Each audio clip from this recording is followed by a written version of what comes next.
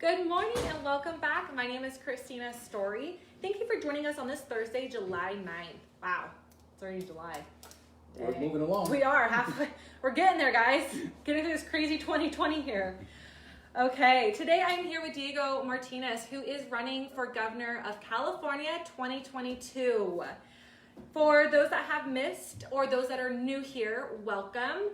We do weekly live videos every Thursday at 11 a.m. If you guys have missed any previous weeks, you guys can always go back on our Facebook page and check those videos out.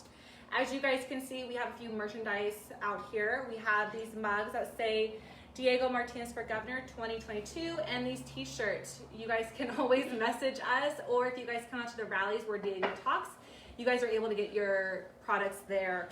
When the mugs come in stock, we'll get a whole bunch. We'll let you guys know. You'll all be the first to know for those ones.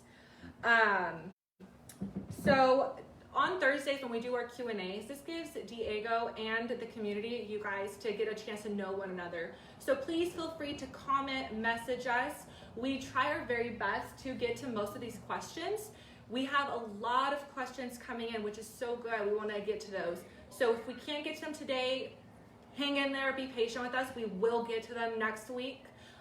For those who, like I said, have missed videos, we have covered a lot in the last several weeks. So take a look at those old videos, watch them. A lot of those questions will be answered in those other videos that you guys have. We hope everybody also had a fun and safe 4th of July. I know I did. My kids got to watch the fireworks, sparklers. Great time. Diego, how was your 4th of July? You know, our 4th of July was great. We live in a county where fireworks aren't allowed, so we didn't actually set off any fireworks. We just had a good Independence Day and celebrated very well.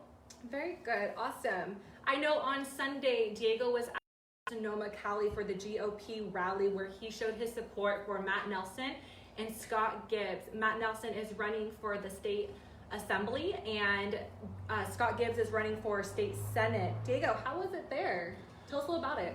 You know, Christina, it was nice to be out in Sonoma. It was nice to be able to be out there and support Matt Nelson and Scott Gibbs.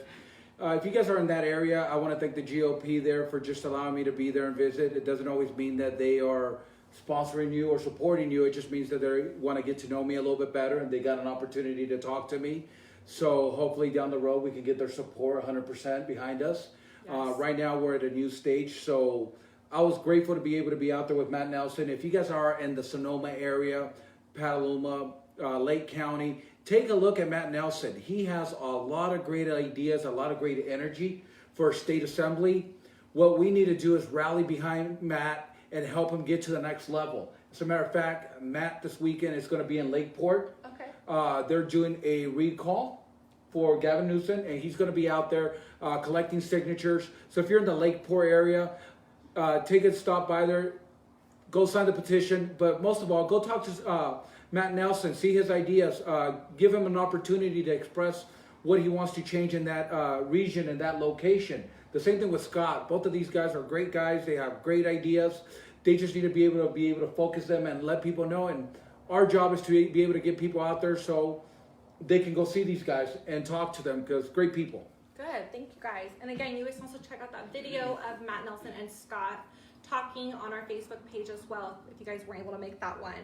So today we have a lot of ground to cover and a lot of great questions that came from you guys. So we're just gonna kind of go right in and dive in here. One of the most major questions we keep getting asked is about medical and about school educations, whether that be special ed, regular charter schools. I want to go ahead and just get your thoughts and views on this, Diego. Christina, medical is very important to me. That being said, I believe that everybody has a freedom of their medication, of their medical.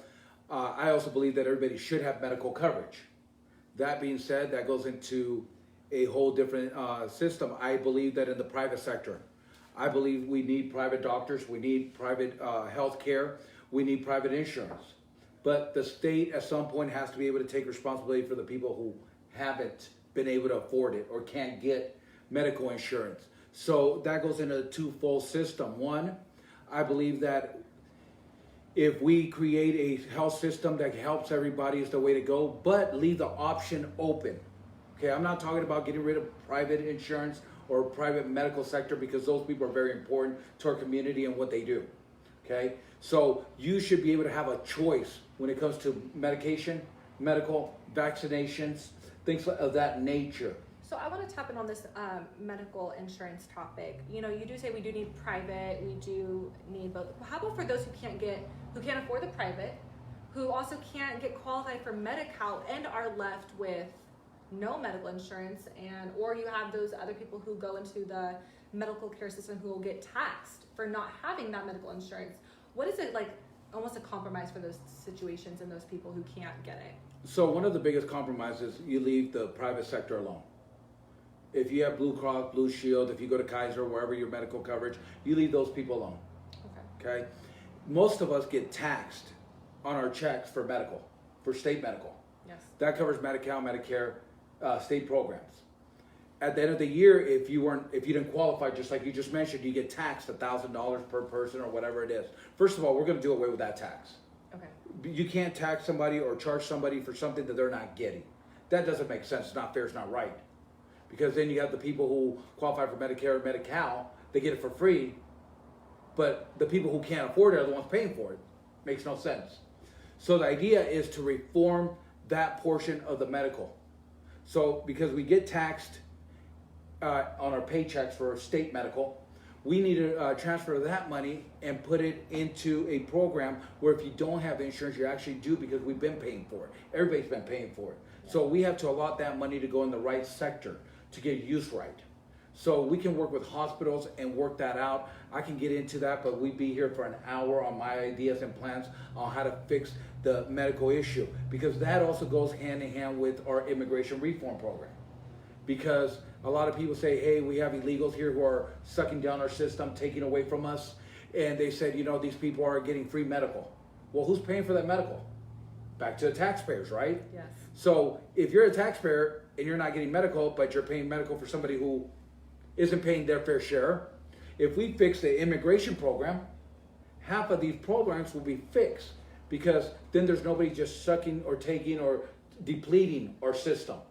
So then you can take that money and move it over to what we call Medicare, state medical, Medicare, Medi-Cal, and then more people will be able to get covered over it because there's more people paying into the system. So it all goes hand in hand, and that also helps us do tax cuts. Got it. Okay? All right, how about our education system? You know, our education system keeps going to the wayside. I can agree with this. I've, you know, being from part of my profession, I see that sometimes, that especially some special ed or charter schools or just, you know, our community schools, they don't get all the funding. You talked about this before in past videos where teachers are having to come out of pocket for their own money for supplies and things for their students. That's not really right. Well, let's be real. Our kids are our future. Our kids are the future of this country, of the state. Why are we not investing to make it the best that we can get? We keep hearing this.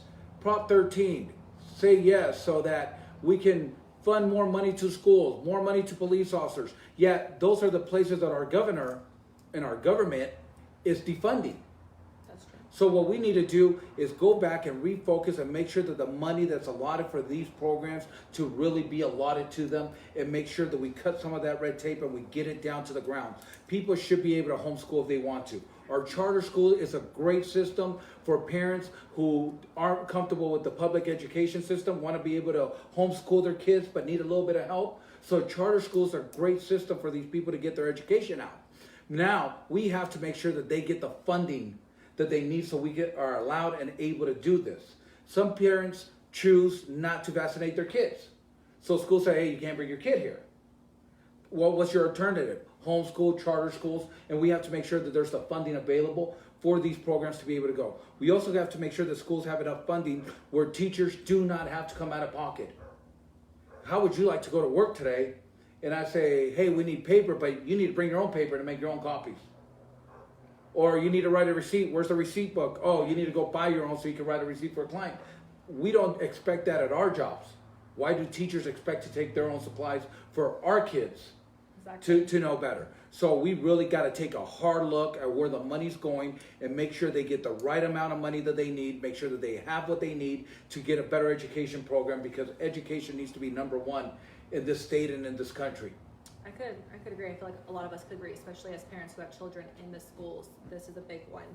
Let's go ahead and let's talk about, I want to get your ideas on small businesses versus corporations. You talked a little bit about red tape here, but how about the small business and the comparison to the corporations? Well, Christina, I'm a small business owner, middle America, middle class. We're all small business owners, medium-sized business owners. So small businesses, medium-sized businesses, mom and pop shops, how most people call them. My place is called mom and pop shop because it's just me working and my family for the most part.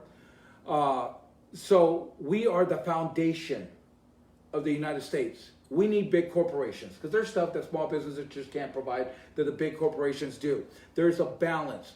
But one thing that I am strongly supporting is the small business community because that is the middle class of the United States. That is the foundation. That is what we're about. Capitalism is about being an entrepreneur. Whether you're a Democrat, a Republican, an independent, it doesn't matter. If you're a business owner, you are the backbone of this country. You are the backbone of the state, and that's why our economy right now in California has taken such a great hit.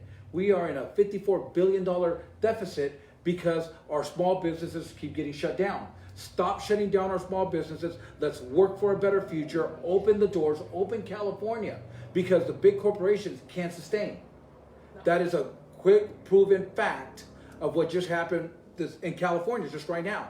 When you shut down the small businesses, all you had were the big corporations open, the Walmarts, the Costco's, the big boxes, the Lowe's and stuff like that. We did away with the mom and pop shops saying that was where everybody was getting contagious, right? Yeah, you have a bunch of people going to these big Walmarts and Targets and Safeways. And there's nothing wrong with those corporations. We need them. Yeah. But look at our economy and look what it did when we shut down small businesses. We cannot shut the mom and pops, the small businesses, the restaurants down. Right now, even in where we are right now, wear a mask to come in, wear a mask to go out. I don't care to wear a mask. I don't think a mask is going to really protect me. I understand there's people out there that feel that that's their lifeguard, their lifesavers, and I respect your beliefs. Well, I feel like if you have the proper mask that has the proper N95 filters in it, that actually helps with those different types of airborne pathogens, then yes, it could be useful. But you see the mask with cloths or you see the bandanas around, that's not going to do anything. You can cough and sneeze and that's just going to go right through. Well, Christina, and that's my personal view on that. And I believe that everybody should have a choice. Agreed. Now, I am honoring a lot of businesses, small businesses, and I will put my mask on for the 5 minutes that I need to walk into the restaurant before I get seated at a table. But let's look at that big picture here, and I don't want to give anybody any ideas because I thank every restaurant that's open that I'm actually allowed to go sit down and actually have a meal at a restaurant with some people around me. It's actually really nice. It is. Yeah, until we got shut down, you never knew how much you enjoyed, and you were so grateful for these small businesses, these little cafes that have the great breakfasts and the great lunches. But it's almost pointless to ask me to put a mask on while I stand to get my table and then ask me to take it off. But please keep doing it and stay open. Do not close your doors. I enjoy going out and eating. Please don't do that. I just think it's funny too seeing people wear a mask in their own car with the windows down driving by. I mean, you're gonna run a red light. I mean, there's more than 6 feet. If I sneeze, you're gonna get it. You should roll that window up. Okay, I feel like we've touched on that subject. So, I mean, at this point, let's go and dive into our weekly questions. And again, I said this earlier in our video. If we can't get to all these questions, we do have a lot of them. Please just keep asking them. We'll get to them next week. Be patient with us. A lot of them we have already answered, so take a look at those previous videos. I'm going to go ahead and jump into this one. We're going to go ahead and start off with this question. Child care credits to help get welfare women back to work. Will you cut welfare, Diego? That's a strong subject when we talk about welfare, especially in a time and where we are right now. A lot of people are out of work. The welfare system was created to help people get back to work. It was a Band-Aid. Okay. So to fix that, I'm not saying we're going to cut welfare tomorrow. I'm not saying that we're going to cut it ever, because everybody needs a helping hand. We are in a system where everybody could use some help. But without jobs, Christina, how can these people go back to work when we're shutting down everybody's businesses? So unfortunately, we're in the state right now making a crutch for people to have to go on assistance, for people to have to depend on their unemployment. What we really need to do is open up California again, get the small businesses working, and start integrating and bringing big corporations, a big industry, not even corporations, industry, back into California. Doing that is going to allow better paying jobs. It's also going to allow the people who are on aid or have been on aid that have not been able to find employment to be able to find employment, because there will be more employment available with better pay. Agreed. Okay. Diego, how about Gavin Newsom's order to discontinue the death penalty in California after voters had already voted for it to stay? As loaded as that question is, I'm a constitutionist. I believe in the Constitution of the United States. I believe in our vote. If the people of California want that system in place, it should be left in place. No government agency should ever do an executive order on something that major. The people of California spoke. It should have been honored. Now, the governor at that point has different things he could have exercised, but to do an executive order, I don't believe it was the correct move that he should have done. I think we are employees of California. California people are our bosses, and they say they want that. We need to put it back on the table. Now, do you feel like Gavin Newsom ignored what the people wanted for his own selfish reasons in that aspect? I think the governor did what he felt he needed to do at the time, and that's his decision to make.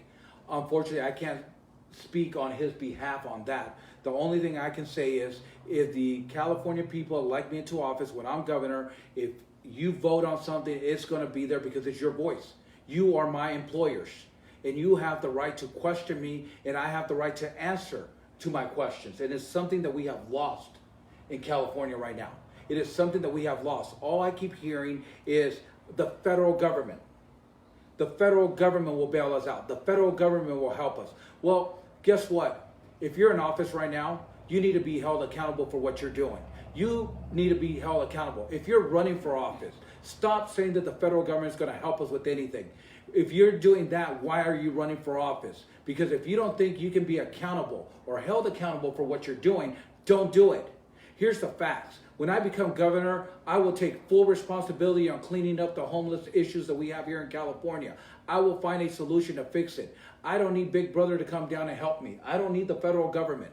You know why? Because the federal government did not create this problem. We did as Californians. So guess what? It is time to hold our politicians and our people in leadership responsible for their actions and stop blaming the federal government. I am so sick and tired of hearing that. Because if you own a business and it goes under, who are you going to blame? The only person you can blame is yourself. And that's what California is. We need to start taking responsibility for our own actions. You want to clean up and you want to fix the homeless problem? We do it here. We don't need Donald Trump. We don't need the federal government to help us. We need to do it. If you're a mayor out there and your city looks like crap, get out there and fix it. It's your job. It's not our governor's job. It's your job. And if you can't handle that, maybe you're in the wrong job. Because when I become governor, the buck stops here.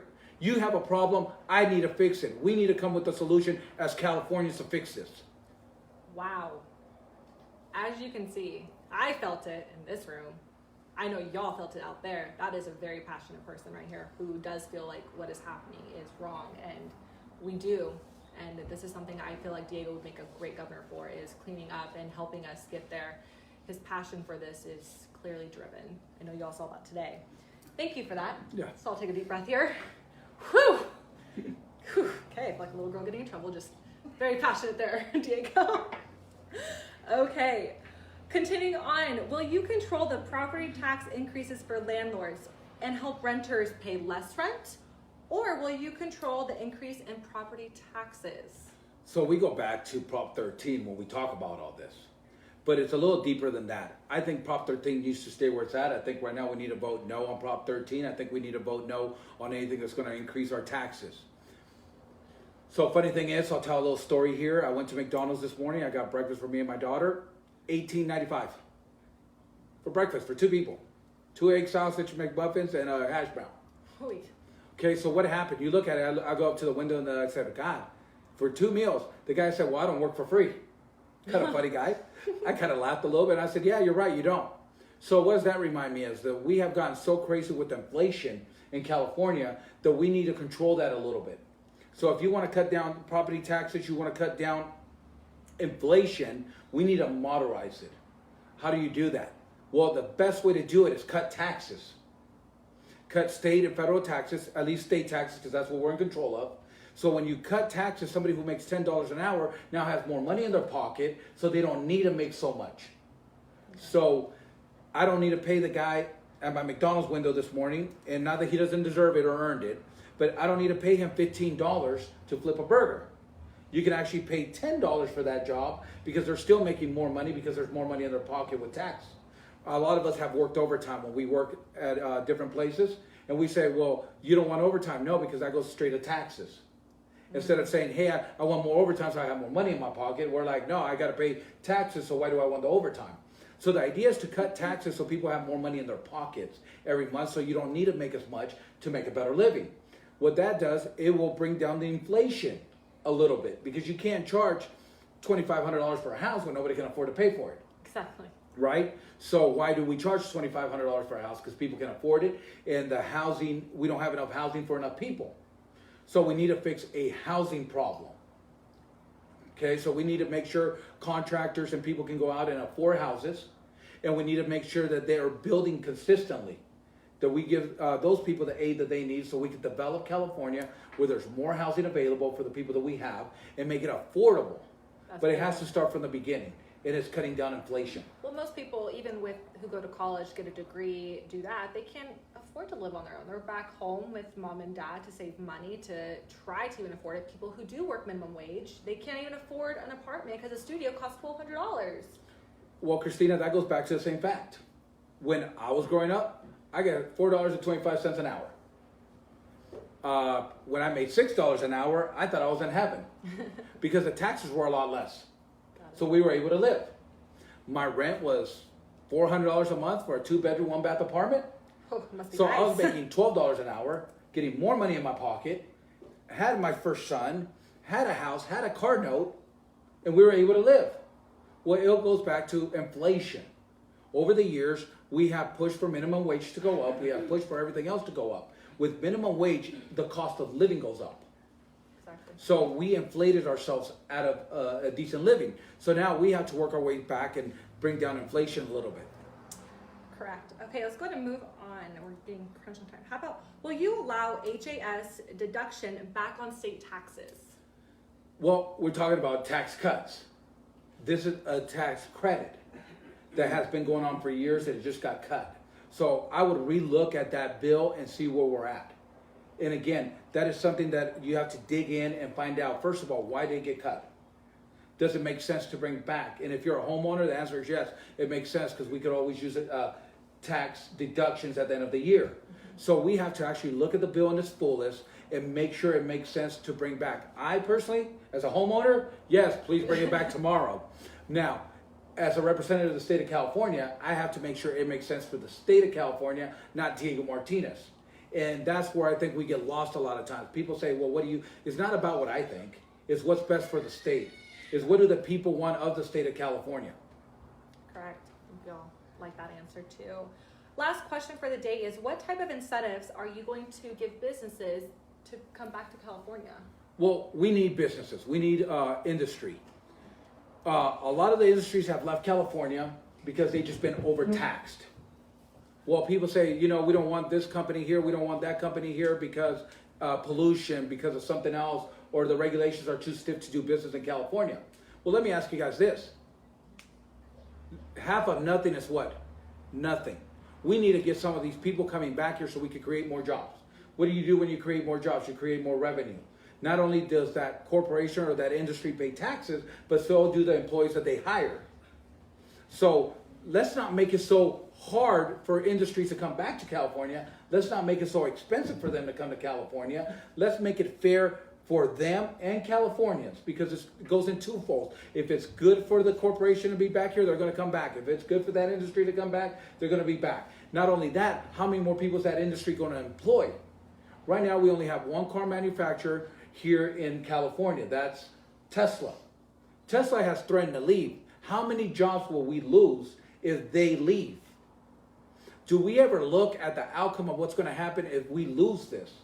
The lumber industry, which is I'm very passionate about for two folds. One was one of my first real jobs, one might say, outside of the restaurant business.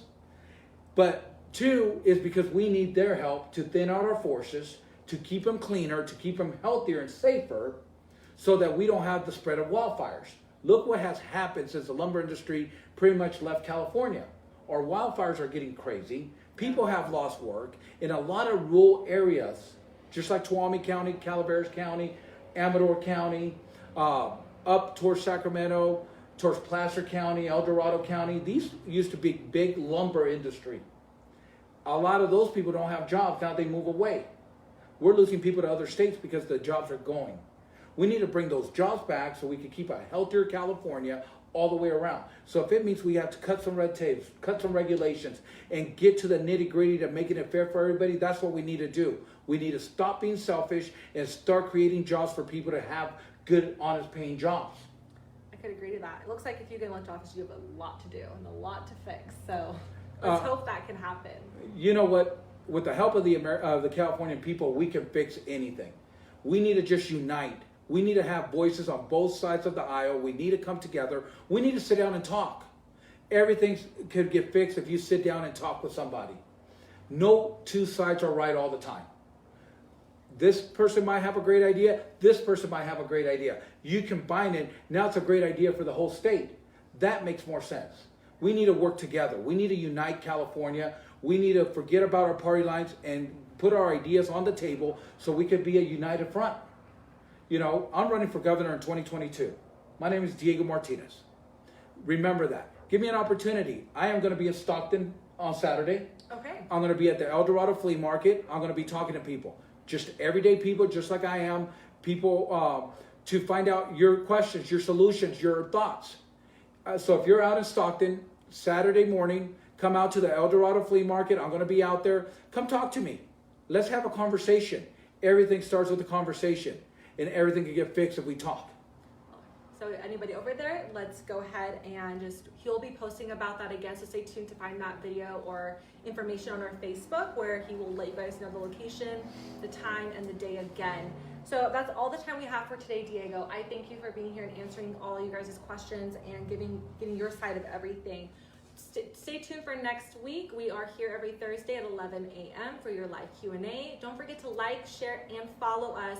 Diego does have a YouTube and now a Twitter, and we just created the Instagram for him. So look for all those coming soon to you guys. And now, tomorrow, Friday night, I'm going to be on the Dustin Sherman show. It's going to air live at 7 p.m. California time. Okay. So look us up. We'll be live streaming it also on our Facebook and our YouTube channel. Diego Martinez for Governor 2022. Thank you guys. See you guys next week.